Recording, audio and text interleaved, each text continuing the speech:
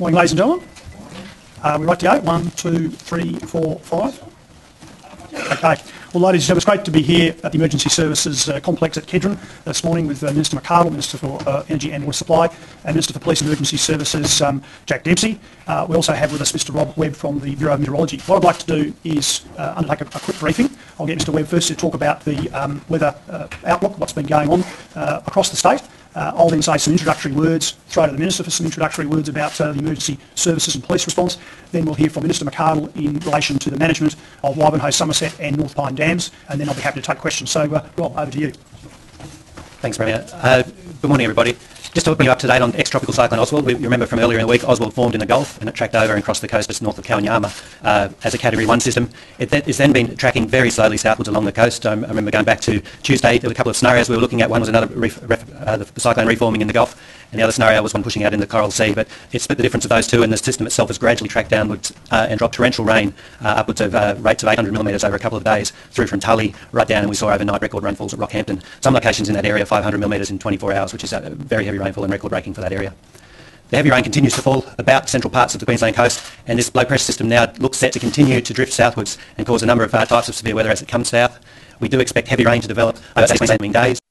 Over the next 2 to 3 days, perhaps 200 to 300 millimetres of rainfall falling, heavier in spots about coastal areas. So we do look to see the potential for flash flooding in those areas, local flash flooding, particularly about urban areas.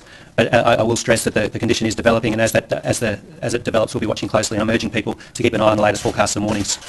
It's not just rainfall that this event is causing. There have been some damaging winds about coastal areas, and we do see a threat to that as it comes through the central parts and down into southeast Queensland, the potential for damaging winds about coastal areas, and also abnormally high tides. The system has brought a slight sea level anomaly as it's come south, and we do expect tomorrow morning's high tide and Sunday morning's high tide from the Fraser Coast southwards to the border to approach, if not exceeding, the highest tide of the year.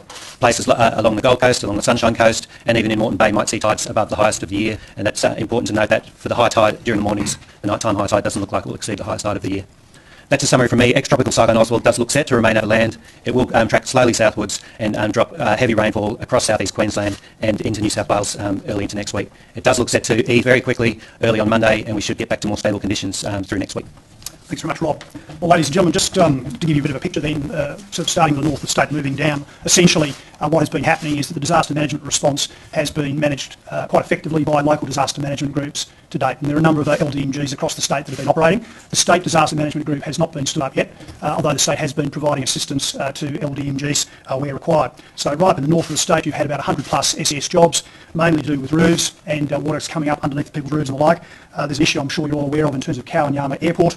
There are road closures, of course, in multiple locations, and overall, I guess it's a late prepared, and there are discussions going on about resupply for Kawanyama and Newman communities. If we move further south to the central sort of locations, there's a lot going on there overnight and this morning. Obviously localised flooding, 300 or so SES jobs. Again, it tends to be roof jobs and water being forced up under people's eaves. There have been a number of swiftwater rescues. I know you good people in the media have captured some of those, quite dramatic, particularly for a 14-year-old boy at Frenchville. And there's been an incident in recent minutes where people have been swept into the Fitzroy. I understand those people are now okay. There's also a trapped motorist who is in the process of being attended to at Waikirb on the way out to Stanmore. There's been some issues with the water supply in Rockhampton, a burst water main affecting one suburb. We've also got an issue with a vessel off Yeppoon, a fishing vessel, where there will be a search and rescue job occurring. And we believe that we'll be having an aircraft out in about an hour. There's also been a Landsat report, which Rockhampton. If I now move down to north of the Sunshine Coast and the Fraser Coast region, particularly around Fraser Island, 50 plus SES jobs. Now, of course, the system is, as you've heard, moving south now, and the particular issue there is the issue of camping on Fraser Island. We're told there's some 300 campers there at the moment, but there are over 3,000 people booked to go there this weekend. Now, the island is not closed, but it is clearly going to be a wet weekend. Remember what you've heard about the high tides, which will affect movement along those beaches, and also strong winds. So people need to think about their travel plans. We don't want people to disrupt their holidays, but it could be a wet weekend on Fraser Island. That's the advice at this stage.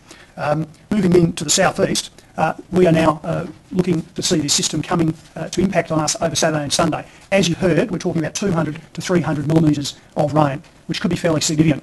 Now, I have personally this morning, or my ministers have contacted a number of the mayors of South East Queensland, and I've talked to them about their preparations and the messaging. Particularly, I want to stress, ladies and gentlemen, we're going to talk about the dams in a moment. The issue actually that people really need to think about is suburban creek flooding and stormwater drain flooding. Now, there are a number of locations around South East Queensland, some very notorious locations in the city of Brisbane, such as Northey Street, places along Ballimba Creek, Kedron Brook and the like, that if we get intense rainfall across the localised urban catchments, we will see it's there. And that's something that people who are in those well-known areas, Newman waterholes is another one, people should be getting prepared for that. And I really ask people to focus on that rather than on what people naturally might after the last few years, the whole idea of a river flood. But we'll talk about that a bit more in a moment. So I have some messages. If the road is flooded, forget it. Please. We don't want people risking their lives in the emergency services area to save people who just shouldn't have driven into a flooded area. So please, if it's flooded, forget it. The other thing, I urge parents and even grown-ups, for parents, stop kids playing in stormwater drains and creeks. It's a death sentence when this is going on. We do not want a tragedy. And for younger people who think it might be fun to go sort of boogie boarding and the like, please don't do that as well. You could be swept down into a culvert and that'll be the end of you. So that's very important at the moment. We also urge people to drive to the conditions. We've found perhaps sort of quite poor visibility on occasions, so people should drive to those conditions. In relation to requests for assistance, the SES number 132500. In terms of road closures, 131940, and then there's the website 131940.qld.gov.au. Now, I'd just like to pass to the Minister for any more details there.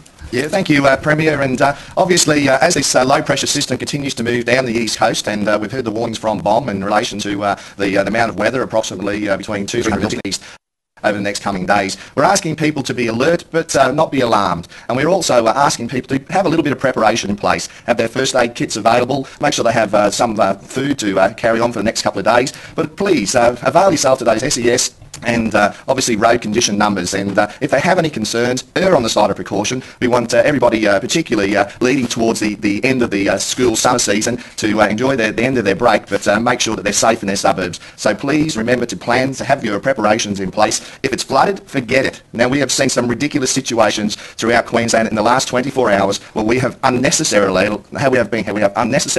put emergency service workers' lives at risk just simply for a little bit of tomfoolery. So we're asking parents to keep an eye on their children, know where they are. The other message, we have a great deal of tourism and international visitors coming to Queensland, so if you have someone who you may seem to be experiencing language difficulties or signage, please assist them to understand the universal language of, if it's flooded, stay out of it. You just don't know what's down that road. You don't know whether that road's been washed away or there's logs in the place. So please drive safely. Remember, with localised flooding, with this flash flooding, there'll be areas that may not have been flooded in the past. So please take all those precautions, listen to authorities, keep up with your media reports in relation to what is outlaid on a 24-hour basis, particularly over the next 24 to 48 hours, as we see this low-pressure system move through the whole of the east of Queensland. Thank you.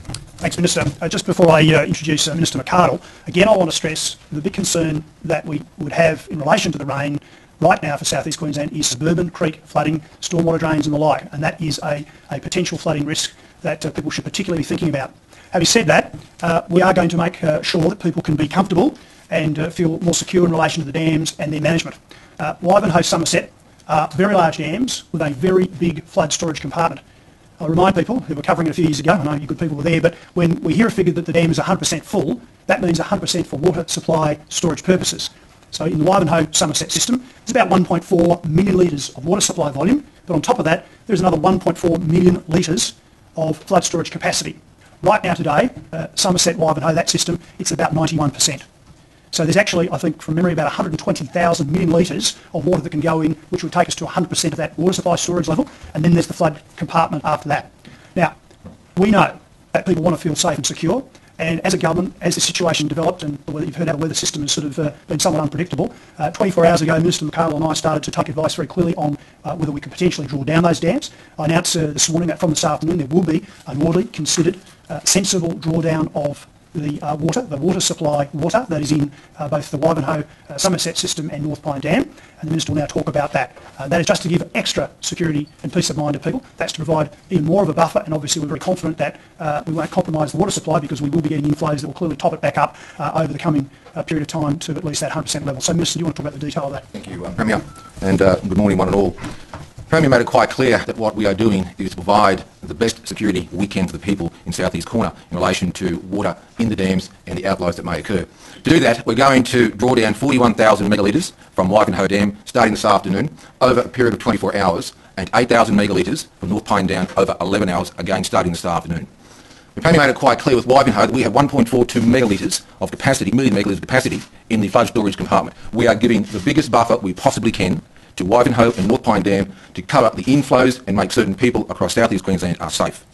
We've done this in taking into account advices from the Bureau, from Seqwater and the Department as well. Our aim is to protect the people and the property of South East Corner by making certain the dams are at their most efficient and at their best levels to take the inflows and allow outflows to occur to assure that property damage and lives are not risked. The other point is this: you can't simply turn a dam on overnight. You must go through a process to ensure that people who might well be in the flow area of Somerset Wivenhoe are notified and are out of the area. Also, councils are advised as to what is taking place and ensure that the rainfall is not going to impede the flow out from the dam to create bigger problems. Again, repeating the point, the issue here is safety for people right across South East Queensland who live along the Brisbane and Bremer River sections. Thank you very much.